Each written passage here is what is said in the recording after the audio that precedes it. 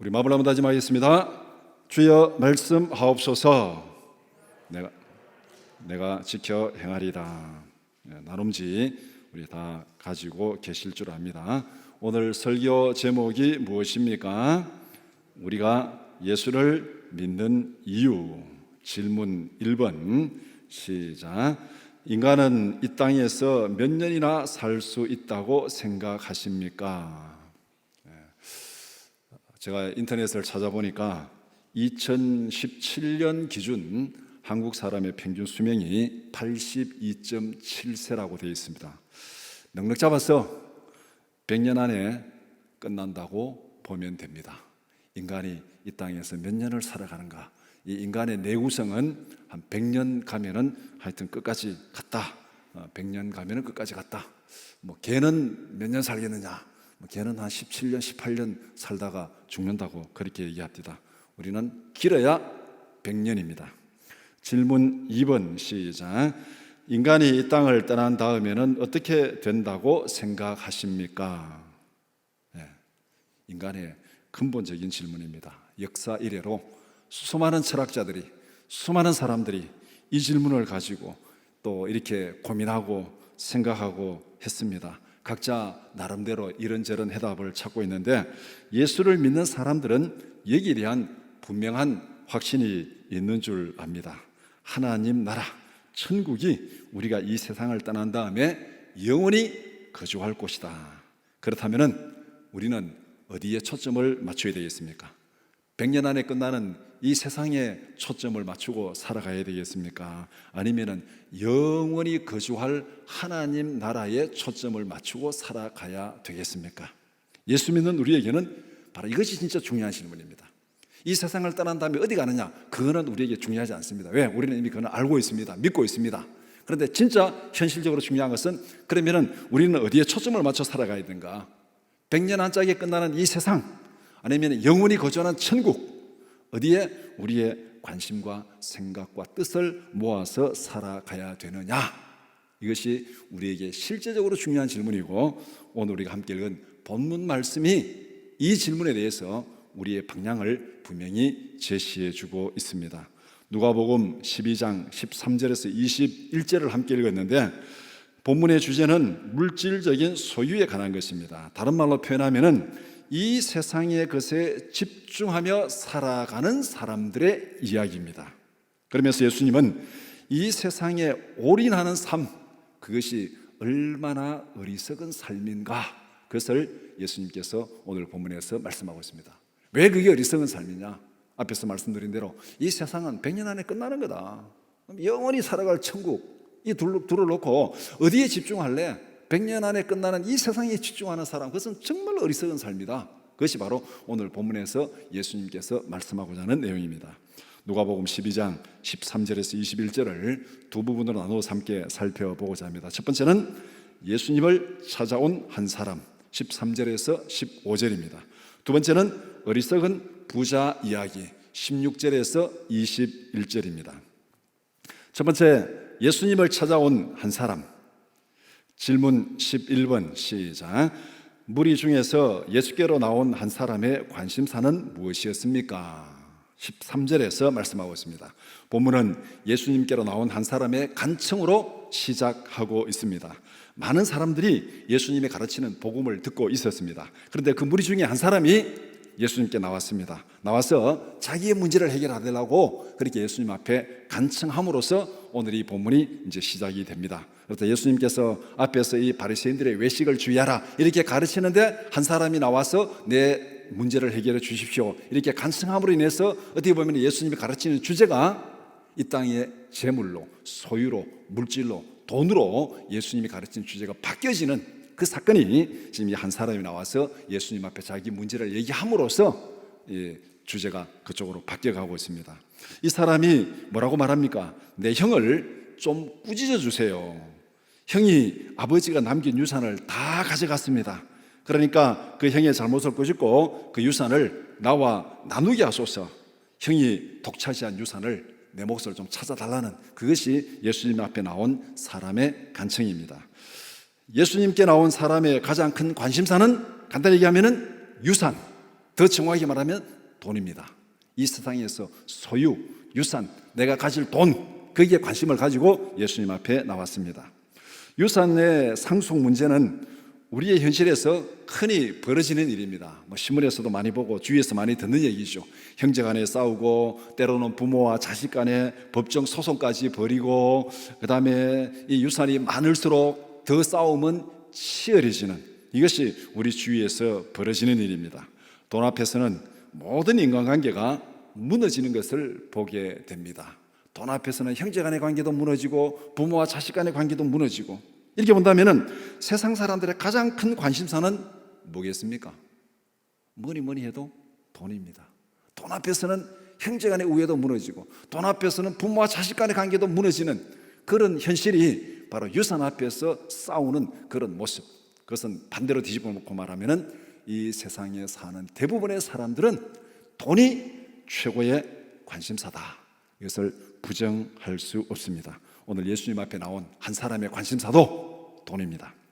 질문 12번 시작. 예수님은 찾아온 사람의 간청에 무엇이라고 답변하셨습니까? 간청에 대한 예수님의 답변은 기대와 전혀 다른 것입니다. 예수님은 형이 빼앗아간 상속을 나누어 달라고 말하는 그 사람을 오히려 꾸짖고 있습니다.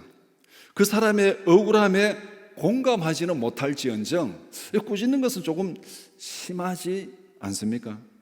예수님께서 그 사람을 꾸짖는 이유가 뭐겠습니까? 우리가 생각할 때는 유산 좀 나눠주게 해주세요. 됐다, 막 가라. 이 정도까지는 괜찮은데 오히려 그 사람을 꾸짖고 있는데 좀 심하다. 좀 부탁 들어달라는 사람 부탁은 못 들어줄 망정 꾸짖는 것은 좀 심한 거 아니냐, 그렇게 생각할 수 있습니다. 그런데 예수님께서 그 사람을 꾸짖는 이유가 뭐냐면은 오늘 이 본문에 두 가지로 얘기합니다. 첫 번째는 나는 사람들의 분쟁을 해결하는 재판장이 아니다. 나의 사명은 재물을 나누어 주는 그런 일을 하는 것이 아니다. 상속 문제로 나를 찾아왔다면은 잘못 찾아온 것이다. 쉽게 말하면 예수님께서 자기의 사명이 뭔지를 분명히 말하고 있습니다. 이거 해결해 주면은 수많은 사람들이 이런 문제 가지고 찾아올 거 아닙니까? 그래 예수님께서 내가 할 일은 이게 아니다. 내가 이 땅에 온 것은 이런 문제를 해결하기 위해서 온 것 아니다. 상속 문제를 가지고 내게 찾아왔다면은 너는 내게 잘못 찾아온 것이다. 내 사명은 그것이 아니다고 예수님께서 자기의 사명을 분명히 밝히고 있습니다. 예수님 입장에서 이거 해결해 주면은 예수님의 사명은 다른 데로 빗나갈 수 있습니다. 다 이런 문제 가지고 세상에 무슨 민형사 소송 가지고 예수님 앞에 찾아오는 일이 벌어지게 되겠죠. 그다음 두 번째는 돈 이전에 너희 마음속에 있는 탐심을 버리라, 그렇게 말씀합니다. 돈이 많다고 행복해지는 것이 아니다. 오늘 이 본문에서 말한 예수님의 말씀은 간단히 얘기하면은 행복은 재산 순서가 아니라는 것을 분명히 말하고 있습니다. 너희 마음속에 있는 탐심을 버리지 않는 한 아무리 많이 가져도 늘 불행하게 된다. 우리 서민들이 생각할 때는 재벌들이 돈 문제 가지고 서로 부모와 자식 간에 형제 간에 싸우는 거 보면은 좀 이해가 안 될 때가 많이 있습니다. 그러니까 이 본문에서 너희 마음속에 있는 탐심을 버리지 않는 한 아무리 많이 가져도 행복하게 살 수 없다. 그것을 예수님께서 분명히 말씀합니다. 그러면서 사람의 생명은 소유의 넉넉함에 있지 않다. 15절 말씀이 본문에서 예수님께서 말씀하시고자 하는 핵심입니다. 예수님은 돈에 집중하면서 살아가는 사람들에게 분명히 알아라. 돈이 인생의 전부가 아니다. 그것을 지금 깨우쳐 주고 있습니다. 이 중요한 사실을 깨우쳐 주기 위해서 지금 이 유산 문제로 나온 그 사람의 간청을 듣고 오히려 그 사람을 꾸짖고 있는 거예요. 인생의 근본적인 문제를 거기서 깨우쳐 주고 있습니다. 돈에 집중하고 세상의 것에 집중하고 살아가지만은 인생은 그것이 아니다. 돈이 전부가 아니다. 그렇게 예수님께서 말씀하고 있습니다. 두 번째는 어리석은 부자 이야기입니다. 질문 21번 시작. 한 부자에게 어떤 일이 일어났습니까? 15절에서 예수님은 핵심을 말씀하셨습니다. 그 말씀을 보충하기 위해서 한 부자 이야기를 합니다. 15절에서 내린 결론이 뭡니까? 돈에 집중하며 살아가는 사람들아, 돈이 인생의 전부가 아니다. 탐심을 버려라, 이 얘기를 했습니다. 이 얘기에 대한 보충 설명, 왜 탐심을 버려야 되는지 보충 설명을 예수님께서 하고 있습니다. 그러니까 이 한 부자 이야기는 더 정확하게 얘기하면은 마음속에 탐심이 가득한 한 부자 이야기다, 그렇게 말할 수 있습니다. 왜 마음속에 탐심이 가득한 부자 이야기를 합니까? 15절에서 마음속에 있는 모든 탐심을 버리라고 말씀했습니다. 그래서 예수님은 왜 탐심을 버려야 되는지 그것을 좀 더 보충하면서 강조하면서 설명하는 것이 바로 이 부자 이야기입니다. 마음속에 탐심이 가득한 부자에게 어떤 일이 일어났습니까? 오늘 보면 16절에 한 부자가 그 밭에 소출이 풍성하며 이렇게 말하고 있습니다. 탐심이 가득한 부자가 농사를 지었는데 대단한 풍년이 들었습니다. 부자였으니까 농사를 지을 땅이 많았겠죠. 농사 지을 땅이 없는데 우리가 부자라고 말하지 않습니다. 부자라 그러면 일단 농부에게 부자는 농사 지을 땅이 많다는 거예요.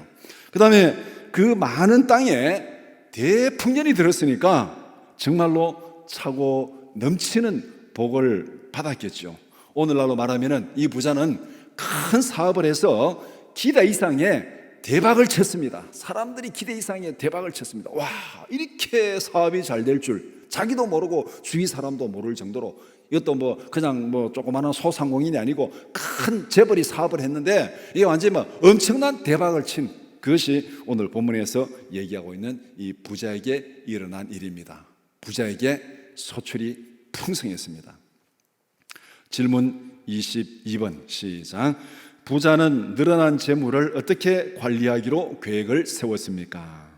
마음에 탐심이 가득한 부자가 기대 이상의 대박을 쳤습니다. 어떤 계획을 세우겠습니까? 이 부자의 계획을 이끌어가는 실체가 무엇이겠습니까? 마음속에 있는 탐심이 그 계획을 이끌어가는 거예요. 마음속에 있는 탐심이 부자의 모든 계획을 이끌어가고 있습니다. 탐심이 가득한 부자는 어떤 계획을 세웠습니까? 곡식을 쌓아둘 창고가 없을 정도로 풍년이 들었다. 자기 현상을 그렇게 얘기해요. 곡식을 쌓아둘 창고가 없을 정도로 풍년이 들었다. 이것은 그의 기대 이상의 풍년이 들었다는 것을 말해주고 있습니다. 부자니까 평소에 내가 농사 지으면 이 정도 소출이 생기면 여기에 다 쌓아둘 창고가 다 돼 있는데 그 해는 너무 풍년이 들어가지고 도무지 쌓아둘 창고가 없을 정도로 풍년이 든 거예요. 그러니까 굉장한 소득을 지금 거뒀다는 것을 말하고 있습니다. 탐심이 작동한 부자는 이렇게 계획을 세웠습니다. 내가 창고를 다 헐고 훨씬 더 크게 짓겠다. 그리고 내가 가진 모든 곡식과 물건을 하나도 빠짐없이 모조리 거기에 다 쌓아두겠다. 이것이 부자의 계획입니다. 정말로 탐심의 대가다운 계획을 세웠습니다. 창고를 다 헐고 엄청나게 크게 짓고 내가 가진 모든 곡식, 모든 물건 하나도 빠짐없이 다 거기에 쌓아두겠다. 이것이 부자가 세운 계획입니다. 질문 23번 시작. 부자는 많이 쌓아둔 재물을 어떻게 활용하기로 계획을 세웠습니까? 이제 쌓아놓고 그 다음에 이제 활용을 해야 되는 거죠. 탐심의 하이라이트는 19절입니다. 쌓아둔 물건을 활용하는데 탐심이 제대로 실력을 발휘하고 있습니다. 19절 말씀 제가 한번 읽어드리겠습니다. 또 내가 내 영혼에게 이르되 영혼아 여러 해 쓸 물건을 많이 쌓아두었으니 평안히 쉬고 먹고 마시고 즐거워하자 하리라. 이 탐심이 가득한 부자가 재물을 쌓아놓고 이제 활용 계획을 세웠는데 그 활용 계획이 뭐겠습니까? 오로지 자기 자신을 위해서 먹고 마시고 즐거워하는데 내가 이것을 다 쓰겠다. 앞에서 창고를 크게 짓고 모든 곡식과 모든 물건을 하나도 빠짐없이 거기 다 쌓아놓고 그 다음 쌓아놓은 그 모든 것을 내가 먹고 마시고 즐기겠다. 그렇게 지금 계획을 세우고 있습니다. 여기 보면은 탐심은 두 가지 특징으로 정리할 수 있습니다. 첫 번째, 탐심은 더 많은 것을 가지려는 욕심으로 나타납니다. 만족을 모르고 더 많은 것을 가지기 위해서 수단과 방법을 가리지 않습니다. 탐심은 결코 만족할 줄 모릅니다. 결과적으로 창조자 하나님보다 돈을 더 사랑함으로 하나님께 죄를 범하게 됩니다. 이게 탐심이 첫 번째 나타납니다. 모든 것을 더 많이 가지려고 하고, 더 많이 가지기 위해서 수단과 방법을 가리지 않고, 그러니까 하나님도 눈에 보이지 않고 하나님보다 돈을 더 사랑하는, 하나님 앞에 범죄하는 그것이 탐심이 나타나는 첫 번째 특징입니다. 두 번째는, 탐심은 이웃에 대한 배려는 조금도 하지 않습니다. 내가 가진 모든 것, 모든 물건 하나도 빠짐없이 창고에 다 쌓아두고, 그 다음에 내 영혼아, 내가 9절, 19절 보면은 내가 앞에 18절도 내 것, 모든 게 지금 주어는 냅니다. 내 것을 내가 쌓아두고, 내가 먹고, 내가 마시고, 내가 즐거워하자. 그러니까 이웃에 대한 배려는 조금도 없습니다. 이웃은 오히려 나의 재물을 빼앗아가거나 아니면 허비하게 만드는 장애물 정도로 생각하게 됩니다. 결과적으로 탐심은 이웃을 사랑하지 못하게 하고 이웃에게 죄를 범하게 만듭니다. 하나님의 계명은 뭡니까? 하나님을 사랑하고 내 이웃을 사랑하라, 이렇게 말하는데, 탐심이 딱 들어가니까 하나님도 무시하고 이웃도 무시하고 오로지 내가 먹고 마시고 즐거워하는, 거기에만 집중하는, 이것이 바로 탐심이 나타나는 결과입니다. 결국은 탐심은 하나님 앞에 범죄하게 만들고 이웃에게 범죄하게 만들고, 그래서 성경은 이렇게 결론을 내립니다. 디모데후서 6장 10절 말씀 시작. 돈을 사랑함이 일만하기에 뿌리가 되나니 이것을 탐내는 자들은 미혹을 받아 믿음에서 떠나 많은 근심으로서 자기를 찔렀도다. 오늘 이 본문에서 지금 이런 모습, 탐심이 이런 생활의 모습으로 나타나고 있음을 예수님께서 보여주고 있습니다. 질문 24번 시작. 예수님은 부자의 계획과 삶을 어떻게 평가하셨습니까? 예수님은 인생의 두 가지 본질적인 관점에서 부자의 인생을 평가합니다. 우리가 어떤 사람의 행동을 평가할 때 어떤 기준으로 평가하냐에 따라서 평가 결과가 달라지는 거죠. 기준이 달라지면 평가 결과도 달라집니다. 예수님께서 이 부자의 인생을 평가할 때 그냥 많이 쌓아둔 것, 그거 가지고 평가하지 않습니다. 많이 쌓아둔 걸로 가지고 평가하면, 와, 너는 정말 부자네, 너는 정말 잘 살았네, 야, 이만큼 쌓아두었으니까 조금 더 쌓아두지 못한 사람보다 너는 훨씬 더 인생을 성공적으로 살았다, 이렇게 말할 수 있습니다. 쌓아둔 그걸로 인생을 평가하면 이 사람은 굉장히 성공적인 삶을 살았습니다. 그런데 예수님은 그 기준으로 평가하지 않습니다. 예수님이 인생을 평가하는 기준은 근본적인 기준으로 평가하는데, 첫 번째는 인간은 이 세상에 영원히 살 수 없다, 이 기준을 가지고 일단 평가를 해봅니다. 인간은 이 세상에 영원히 살 수 없다. 천년만년 쓸 것을 쌓아두었다고 해서 너가 그것을 다 누릴 수 있느냐? 너가 그거 다 누릴 수 있느냐? 그만큼 쌓아두는데, 여러의 물건, 쓸만한 물건을 쌓아두었는데 너가 그걸 다 누릴 수 있느냐? 예수님께서 그렇게 질문합니다. 그러면서 오늘 저녁에 너의 생명을 거두어 가시면은 너가 쌓아둔 그 모든 것이 누구의 것이 되겠느냐? 그렇게 되면은 평생 먹고 마시겠다고 쌓아둔 그 수고가 얼마나 어리석고 얼마나 헛된 수고가 되느냐? 그러니까 결국은 인생의 근본적인 관점에서 볼 때 너가 한 일은 어리석은 일이다. 정말 어리석은 일이다. 쌓아둔 걸로만 보면은 아주 성공한 삶을 살았지만은 예수님이 볼 때 인생은 이 세상에 영원히 살 수 없다, 이 기준으로 딱 보면은 너는 정말 어리석은 일을 했다. 누리지도 못할 거, 쓰지도 못할 거, 그거 쌓아둔다고만 막 욕심을 내고 하나님 앞에 범죄하고 이웃에게 범죄하고 그렇게 해서 쌓아두었는데 그것은 너가 쓸 수도 없다. 그러니까 너는 얼마나 잘못한 거냐, 그렇게 평가를 합니다. 두 번째는 이 세상을 떠난 다음에는 하나님의 평가를 받는다, 이 기준으로 평가하십니다. 재물을 이 세상에 쌓아두고 먹고 마시는 데만 사용했다면 나중에 하나님 앞에 평가받을 때 너는 어떤 평가를 받겠는가? 내가 너에게 그 많은 재물을 주었는데 너는 그 재물을 어떻게 활용했느냐? 아이고, 하나님, 세상에 다 쌓아놨습니다. 다 쌓아놨습니다. 활용하라고 주었지 쌓아놓으라고 주었느냐? 그 쌓아놓은 게 무슨 소용이 있느냐? 그렇게 하나님께서 평가한다면 그 하나님의 평가를 받는 날 얼마나 가슴을 치면서 후회하고 통곡하겠느냐? 하나님 앞에 평가받는 그날 너가 어떻게 활용했느냐, 이 기준으로 보면은 너는 정말 잘못한 거다. 쌓아두고 먹고 마시고 즐기는 데만 쓰겠다고 그렇게 했는데 이거 다 헛것이다. 그러니까 잠시 후면은 떠나갈 이 세상 재물에 대한 탐심을 버려라. 영원히 살아갈 하나님의 나라를 바라보면서 주어진 재물을 잘 활용하라. 이것이 바로 예수님께서 오늘 이 부자의 인생을 평가하는 평가 기준입니다. 언제 이 세상을 떠나갈지 모른다는 겸손한 마음으로 인생 계획을 세우라. 오늘 밤에 이 세상을 떠난다면 너가 과연 그렇게 많이 쌓아두었겠느냐? 이걸 바로 알라는 거예요. 너는 영원히 사는 것처럼 그렇게 생각하고 쌓아두었는데 이 순간에 떠나갈 수도 있다. 그 겸손한 마음으로 인생 계획을 세우라는 겁니다. 이것이 이 세상에서 진짜 부자로 살아가는 방법이라고 예수님께서 역설적으로 가르쳐주고 있는, 이것이 예수님께서 이 부자에 대한 인생 평가입니다. 말씀을 정리해 봅시다. 우리가 예수를 믿는 이유는 무엇입니까? 이 질문에 무엇이라고 답변해야 되겠습니까? 우리는 다 예수를 믿습니다. 이 세상을 떠나면 하나님의 나라 천국에서 영원히 살 것을 믿습니다. 그런데 이 세상에서 예수를 믿는 이유가 뭐냐? 오늘 본문에서 예수님은 이 질문에 무엇이라고 답변하고 있습니까? 예수를 믿는 이유가 뭐냐? 왜 예수를 믿어야 되는가? 본문에서 예수님이 주신 답변은 무엇인지 한번 찾아봅시다. 우리가 예수를 믿는 이유가 무엇인가? 이 질문에 답변하기 위해서 먼저 우리가 예수를 믿는 이유가 될 수 없는 것, 예수를 믿는 이유가 될 수 없는 것, 그것을 우리가 먼저 본문에서 찾아봐야 됩니다. 첫 번째, 이 세상에서 영원히 사는 것은 예수를 믿는 이유가 될 수 없다. 하나님은 오늘 밤에도 우리의 생명을 거두어 갈 수 있습니다.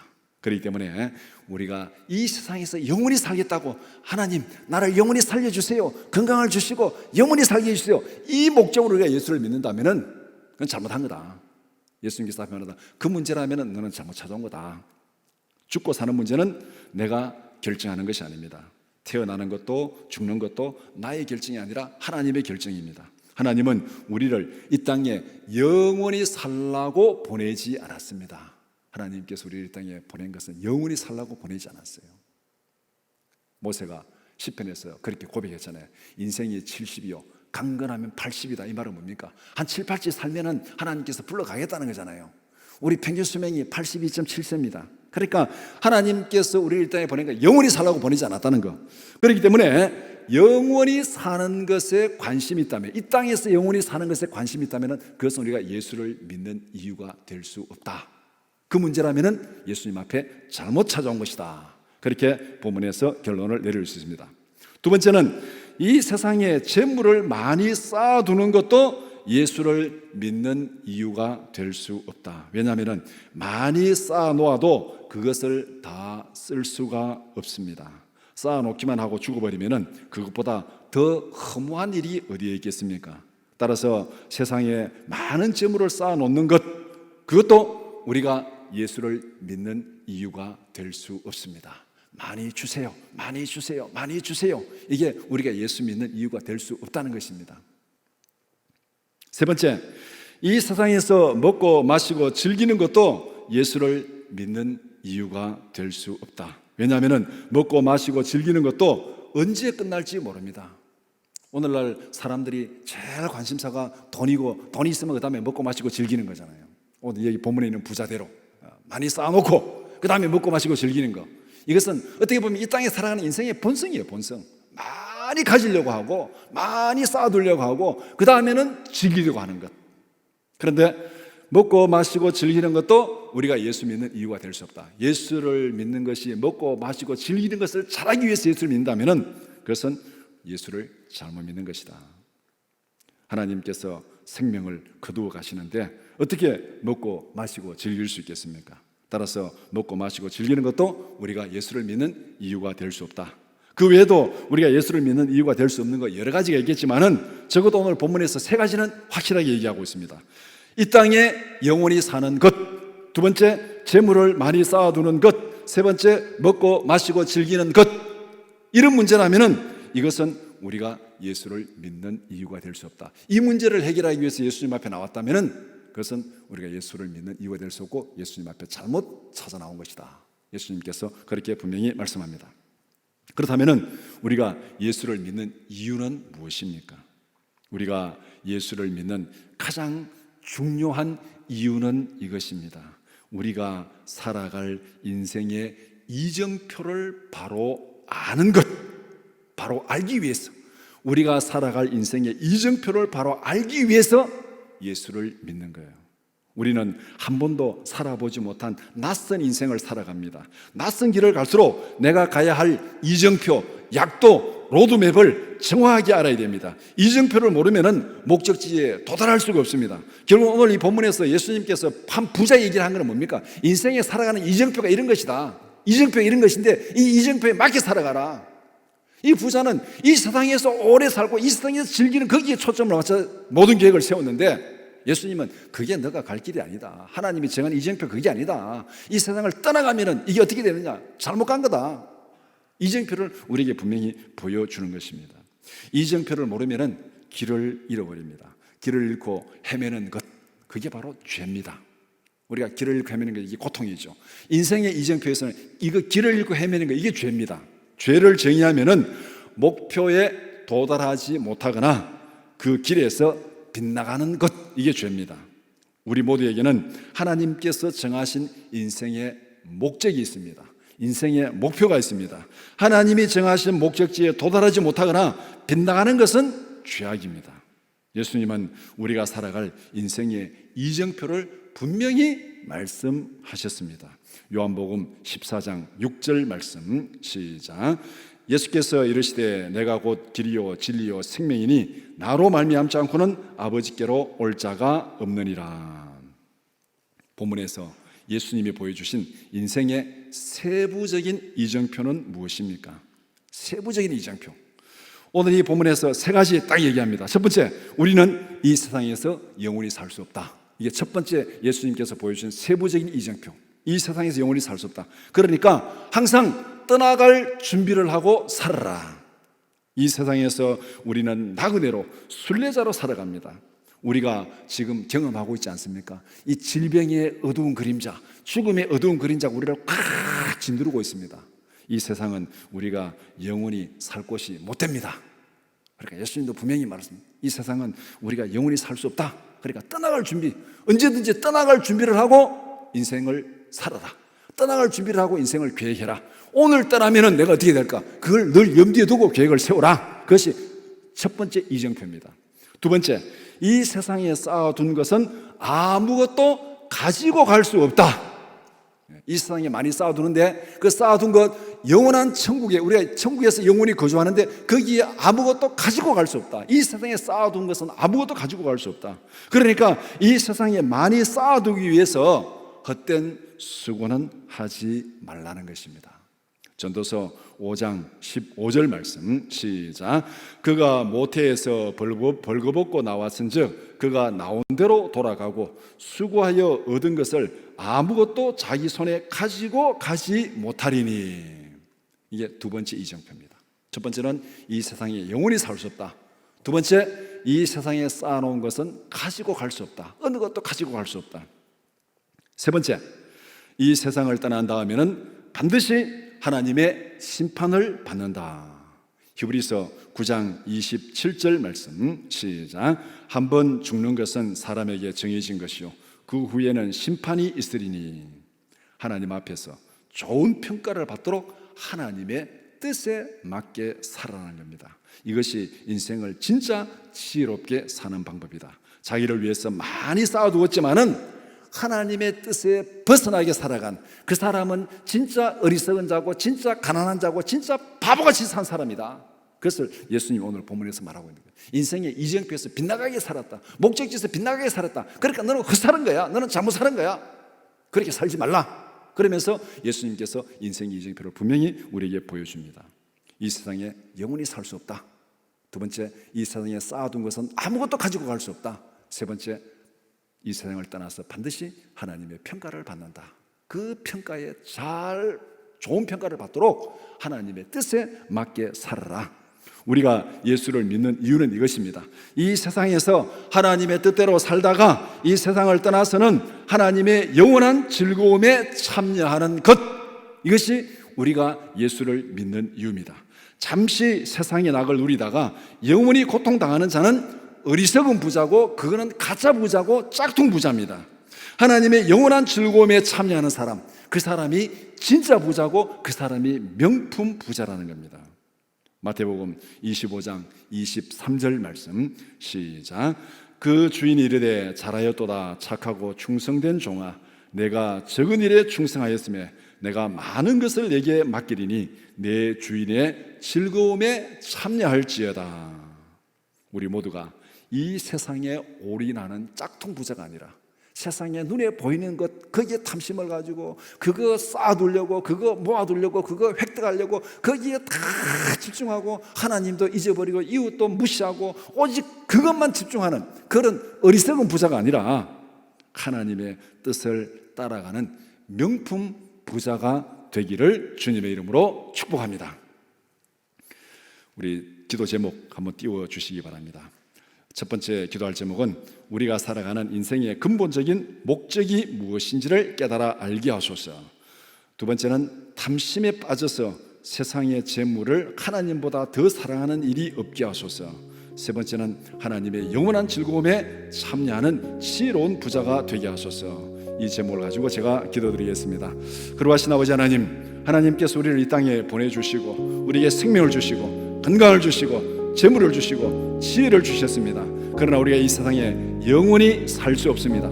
하나님께서 우리에게 주신 그 목적이 무엇인지를 분명히 깨닫게 하여 주시옵소서. 하나님께서 내게 주신 사명이 뭔지를 분명히 깨닫게 하여 주시옵소서. 그래서 하나님이 정하신 인생의 이정표에 맞게 그 길을 잘 달려갈 수 있도록 하나님께서 도우시고 인도하여 주시옵소서. 우리가 이 세상에 아무리 많은 것을 쌓아두어도 아무것도 가지고 갈 수 없습니다. 그런 헛된 일에 우리의 에너지를 낭비하지 않게 하시고, 그런 헛된 일에 우리의 시간을 낭비하지 않게 하시고, 그런 헛된 일에 우리의 모든 것들을 낭비하지 않도록 하나님 도와주시옵소서. 탐심에 빠져서 재물을 하나님보다 더 사랑하는 그런 어리석은 자 되지 않게 하시고, 그런 우상 숭배하는 자 되지 않게 하시고, 그런 맨모니즘에 빠지지 않도록 하나님께서 지켜주시옵소서. 우리가 이 세상을 떠난 다음에 반드시 하나님의 심판대 앞에 선다고 말씀했는데, 그때 하나님 앞에 착하고 충성된 종이라고 칭찬듣는 저희들 되게 하여 주시옵소서. 그래서 하나님의 영원한 즐거움에 참여하는 진짜